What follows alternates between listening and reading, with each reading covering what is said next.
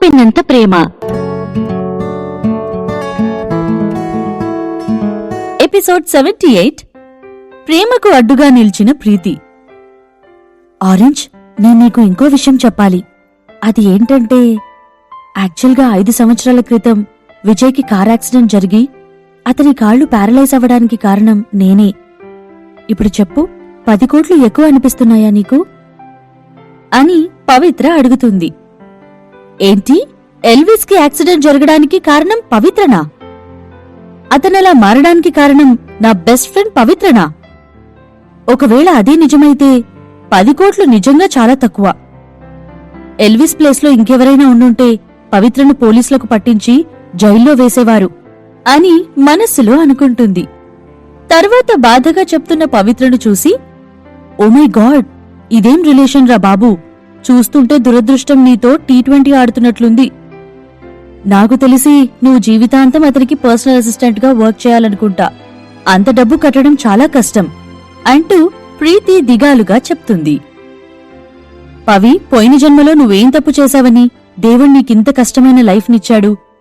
చిన్నప్పుడే అమ్మను కోల్పోయావు. చాలా సంవత్సరాలు నాన్న చేతిలో, పిన్ని చేతిలో చిత్రహింసలనుభవించావు.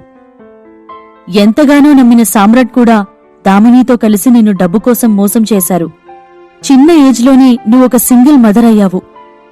ఇన్ని దురదృష్టాల మధ్య అదృష్టం కలిసొస్తుందేమో అని ఆశపడి ఎంటర్టైన్మెంట్ ఇండస్ట్రీలోకి అడుగుపెట్టావు.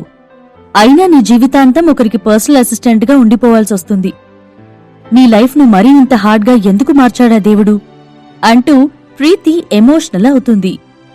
పవిత్ర ప్రీతిను హక్ చేసుకుని, నా లైఫ్ ఎంత కష్టంగా ఉన్నా నేను ఏ రోజు కూడా బాధపడలేదు. ఎందుకో తెలుసా? దేవుడు నాకు కష్టాలను ఎలా ఇచ్చాడో వాటిని ఎదుర్కొనే శక్తిని కూడా అలాగే ఇచ్చాడు. దాంతోపాటు నీలాంటి మంచి ఫ్రెండ్ను, ఖుషీలాంటి క్యూట్ కూతుర్ను ఇచ్చాడు. నాకు ఇంతకన్నా ఎక్కువ ఏం కావాలి అంటూ పవిత్ర నవ్వుతూ ప్రీతిని ఓదార్చుతుంది. కొద్దిసేపటి తరువాత ప్రీతి సెట్ అవుతుంది. పవిత్రతో, హే పవి, గ్లోబల్ రేడియంట్ ఎంటర్టైన్మెంట్ కి సీఈఓ విజయ్ కదా, తననడిగి తన కంపెనీలో జాయిన్ అవ్వచ్చు కదా. ఎల్విస్ హెల్ప్ ఉంటే నువ్వు సామ్రాట్కి భయపడాల్సిన అవసరమే ఉండదు అంటూ సలహా ఇస్తుంది. స్టాప్ ఇట్ ఆరెంజ్, నాకొకరి మీద ఆధారపడాలని లేదు. సొంతంగా నా స్కిల్స్తో పైకెదగాలనుంది. అంతేకాదు, విజయ్ హెల్ప్తో పైకొచ్చానని వేరే వాళ్ళు మాట్లాడుకోవడం కూడా నాకిష్టం లేదు. నేనతనితో ఫ్రెండ్గా ఉండాలని అనుకుంటున్నాను. అతని పాపులారిటీని యూజ్ చేసుకోవాలని కాదు అంటూ సీరియస్గా చెప్తుంది పవిత్ర.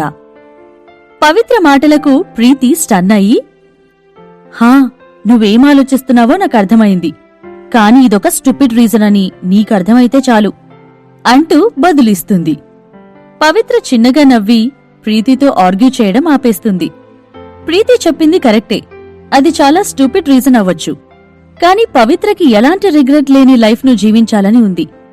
ఎవరూ కూడా తనని తక్కువగా చూసే సందర్భం తెచ్చుకోవద్దని అనుకుంటుంది.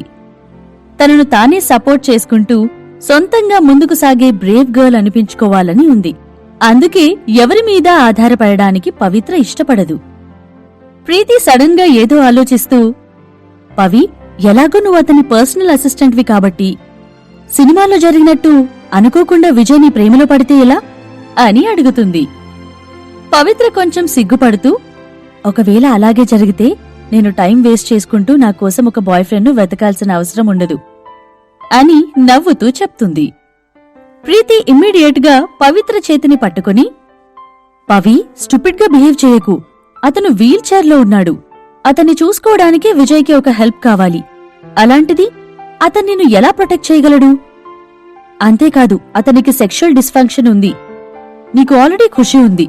నువ్వు ఖుషిని చూసుకోవాలి, ఇంకోవైపు అతన్ని చూసుకోవాలి. అతన్ని పెళ్లి చేసుకుంటే నీ లైఫ్ ఇంకా కష్టంగా మారుతుంది. నీ లైఫ్ అంతా ఖుషిని చూసుకోవడం, విజయ్ను చూసుకోవడంతోనే ముగిసిపోతుంది అంటూ పవిత్ర లైఫ్ గురించి దిగులు పడుతుంది ప్రీతి. అలా ఏం జరగదు. మిస్టర్ విజయ్ నిజంగా చాలా మంచి వ్యక్తి. మంచి మనసుంది, అర్థం చేసుకునే గుణముంది. ఇంకేం కావాలి అంటూ చిరునవ్వుతో చెప్తుంది పవిత్ర. ప్రీతికి ఎలా రియాక్ట్ అవ్వాలో అర్థం కావడం లేదు. తను ఆశ్చర్యంతో కళ్ళు పెద్దవిగా చేసి, పవి, నువ్వు అతన్ని ప్రేమిస్తున్నాను అని మాత్రం చెప్పకు అని అనుమానంగా అడుగుతుంది. పవిత్ర విజయ్ గురించి ఆలోచిస్తూ నేనేం చెయ్యాలి? అతనికెవరైనా పడిపోతారు. నీకు విజయ్ గురించి పూర్తిగా తెలిస్తే నువ్వు కూడా అతన్ని ఇష్టపడతావు. తను నిజంగా చాలా టాలెంటెడ్ అంటూ స్వీట్గా నవ్వుతూ చెప్తుంది. విజయ్తో ఇన్ని రోజులుగా కలిసి ఉన్న తర్వాత అతని గురించి చాలా తెలుసుకుంది. పవిత్రకి విజయ్ క్యారెక్టర్ నచ్చింది. అతని టాలెంట్స్కి, అతని మంచి మనసుకి అట్రాక్ట్ అయ్యింది. కాని పవిత్ర విజయ్లు ఒకటైతే వారి జీవితం ఊహించుకోవడానికే కష్టంగా ఉంటుందని ప్రీతి ఫీల్ అవుతుంది. ప్రీతికి పవిత్ర పెళ్లి తర్వాత కూడా కష్టాలు పడడం ఇష్టం లేదు. విజయ్ను పెళ్లి చేసుకుంటే అతనికి పవిత్ర కేర్ టేకర్ మాత్రమే అవుతుంది కాని భార్య కాలేదు అని ప్రీతి అనుకుంటుంది. అందుకే పవిత్రను కన్విన్స్ చేయడానికి ప్రయత్నిస్తుంది. పవి, టాలెంట్ ఉండాలి కరెక్టే, కాని టాలెంట్ మీదే డిపెండ్ అయి బతకకూడదు. ఫూలిష్గా బిహేవ్ చేయకు. నువ్వు కేరింగ్ పర్సన్ అని నాకు తెలుసు కాని అర్థం చేసుకో. నువ్వు ఎవరిని పెళ్లి చేసుకోవాలనుకున్నా నేను అడ్డురాను. అది నీ ఇష్టం. కాని నువ్వు విజయ్ను పెళ్లి చేసుకోవాలని డిసైడ్ అయితే మాత్రం కొంచెం ఆలోచించి నిర్ణయం తీసుకో అంటూ లాంగ్ స్పీచ్ ఇస్తుంది. ప్రీతి చాలా యాంగ్షియస్ గా ఫీల్ అవుతూ సీరియస్ లెక్చర్ ఇవ్వడం చూసి పవిత్ర గట్టిగా నవ్వుతుంది. ఓకే ఓకే, నేను జస్ట్ నిన్ను టీస్ చేస్తున్నాను. నువ్వు నిజమని నమ్మేశావు. మిస్టర్ విజయ్కి నా మీద అలాంటి ఫీలింగ్స్ ఏమీ లేవు. మేము జస్ట్ బాస్ అసిస్టెంట్ రిలేషన్లో మాత్రమే ఉన్నాము. ఓకే అంటూ ప్రీతిని కూల్ చేస్తుంది. ఓ అయితే ఓకే, నేను నిజమనుకుని నమ్మేశాను తెలుసా? పవి, నువ్వు నిజంగా యాక్టింగ్ క్వీన్ అని పవిత్రను కొడుతూ నవ్వుతూ అరుస్తుంది. యాక్చువల్గా పవిత్ర జోక్ చేస్తుందని వినగానే ప్రీతి చాలా రిలీఫ్గా ఫీల్ అవుతుంది. కొద్దిసేపటి తరువాత ప్రీతికి ఏదో ముఖ్యమైన పని ఉండడం వల్ల అక్కడి నుండి వెళ్ళిపోతుంది. పవిత్ర ప్రీతిని పంపించిన తరువాత అపార్ట్మెంట్ 101లోకి వెళ్తుంది. తనకి కిరణ్కి సంబంధించిన రూమర్ను చూసి దాని గురించి తెలుసుకుందామని విజయ్ వచ్చాడని పవిత్రకి అర్థమయ్యింది. పవిత్ర కూడా ఆ న్యూస్ రిపోర్ట్ను చూసింది. జరిగింది ఒకటైతే న్యూస్లో ఇంకోలా రాశారు. కిరణ్ తను కళ్ళు తిరిగి పడిపోతే హాస్పిటల్కి తీసుకెళ్లాడు. కాని వాళ్ళ ఫోటోస్ తీసి గర్ల్ ఫ్రెండ్ అంటూ వాళ్లకు నచ్చినట్లు రాసుకున్నారు. అసలు నిజంగా జరిగిన దాని గురించి ఎక్కడా ప్రస్తావన రాలేదు. ఇదంతా ఎవరో ఊహించుకుని కావాలనే రాసినట్టుగా ఉంది. అందులో అటాచ్ చేసిన ఫోటోను చూస్తుంటే పవిత్రను ప్రిన్సెస్లా కిరణ్ ఎత్తుకుని తీసుకెళ్తున్నట్టు ఉంది. ఇదంతా ఒకెత్తైతే ఆర్టికల్ పేరు ఇంకో ఎత్తు, famous actor Kiran secret affair అని ఉంది. పవిత్ర న్యూస్లో వచ్చిన రూమర్ను విజయ్కి వివరించాలని డిసైడ్ అయ్యి అతని అపార్ట్మెంట్లోకి ఎంటర్ అవుతుంది. డోర్ ఓపెన్ చేయగానే విజయ్ హాల్లో ఎదురు చూస్తూ ఉండడం గమనిస్తుంది. పవిత్ర లోపలికి రాగానే విజయ్ ఆమె దగ్గరికి వచ్చి, మధుశ్రీ, నీ ఫ్రెండ్ వెళ్ళిపోయిందా అని అడుగుతాడు. హా, జస్ట్ ఇప్పుడే. నువ్వు నాకోసమే వెయిట్ చేస్తున్నావా అని నవ్వుతూ అడుగుతుంది. విజయ్ అవును అన్నట్టుగా తల ఊపుతూ, నా వల్ల ఏదైనా ప్రాబ్లం వచ్చిందా? నేనింతకు ముందు రాకుండా ఉండాల్సింది అంటూ దిగాలుగా అడుగుతాడు. పవిత్ర విజయ్ను సోఫా వైపు తీసుకెళ్లి సోఫాలో కూర్చుని, లేదు, ప్రాబ్లమేం లేదు అని చెప్తుంది. ఇద్దరూ కొద్దిసేపు మౌనంగా ఉండిపోతారు.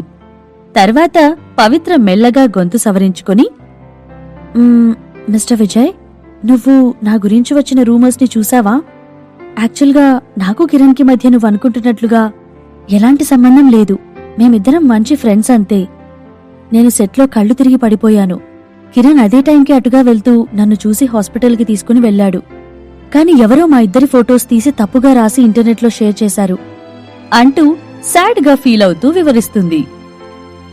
పవిత్రకి ఈ విషయాన్ని పెద్దదిగా చేయడం ఇష్టం లేదు. అందుకే సెట్లో జరిగిన అసలు విషయాన్ని దాచి తను కేవలం ఊరికే కళ్ళు తిరిగి పడిపోయిందని చెప్తుంది. పవిత్ర ఎక్స్ప్లెనేషన్ను విన్నాక విజయ్ నవ్వుతూ, మధుశ్రీ, నేనింతకు ముందు నీ దగ్గరికి ఈ విషయం అడగడానికి కాదు వచ్చింది. నిన్న రాత్రంతా నువ్వు ఇంటికి రాలేదు కదా, నీకు ఏమైందో తెలుసుకుందామని వచ్చాను. నువ్వు రాకపోయేసరికి కొద్దిగా కంగారు పడ్డాను. అందుకే నువ్వు వచ్చావని తెలియగానే ఏమీ ఆలోచించకుండా రూమ్ లోపలికి ఎంటర్ అయ్యి నీకు ట్రబుల్ క్రియేట్ చేశాను. అయినా నువ్వు నాకిదంతా ఎక్స్ప్లెయిన్ చేయాల్సిన అవసరం లేదు.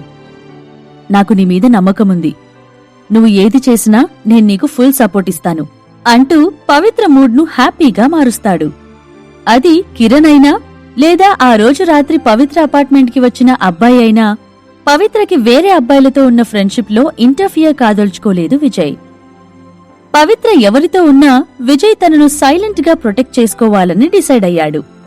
తనను ప్రతిరోజూ సంతోషంగా చూడగలిగితే విజయ్కి అదే చాలు, ఇంకేమీ అవసరం లేదు. విజయ్ చెప్పింది విని నవ్వుతూ, నాకే గనక నీలాంటి కైండ్ బాయ్ ఫ్రెండ్ ఉండుంటే చాలా బాగుండేది అని అంటుంది. విజయ్ కన్ఫ్యూజ్ అవుతాడు. అంటే తను డైరెక్ట్గా ఏం చెప్తుంది? కొంపతీసి నిన్న వచ్చిన రూమర్స్ వల్ల ఆమె బాయ్ ఫ్రెండ్ పవిత్రకి బ్రేకప్ చెప్పేశాడా? అంటే ఇప్పుడు పవిత్ర హ్యాపీగా లేదా? బాధపడుతుందా? అనుకుంటూ మనసులో ఏదో ఆలోచిస్తూ ఉండగా పవిత్ర ఫోన్ మోగుతుంది. పవిత్ర కాలర్ ఐడి వైపు చూస్తుంది. విజయ్ ముందు మాట్లాడడానికి కొంచెం ఇన్కన్వీనియంట్ గా ఫీల్ అయ్యి బాల్కనీలోకి వచ్చి కాల్ లిఫ్ట్ చేస్తుంది. పవిత్రకి తన బాయ్ ఫ్రెండ్ చేశాడేమో అని అనుకుని విజయ్ కామ్గా ఉండిపోతాడు. కాని అతని మనసులో ఏదో తెలియని బాధ, మెదడులో 100 రకాల ఆలోచనలు మెదలుతున్నాయి. అసలు మధుశ్రీ బాయ్ ఫ్రెండ్ ఎలాంటివాడు? మంచివాడేనా? లేక ప్రతి విషయానికి జెలస్గా ఫీలయ్యే వ్యక్తా? పవిత్రను సంతోషంగా చూసుకుంటాడా? తనను ఇబ్బంది పెడితే ఎలా? అంటూ ఆలోచనల్లో మునిగి అతని మనసును ఇంకా బాధించుకుంటున్నాడు.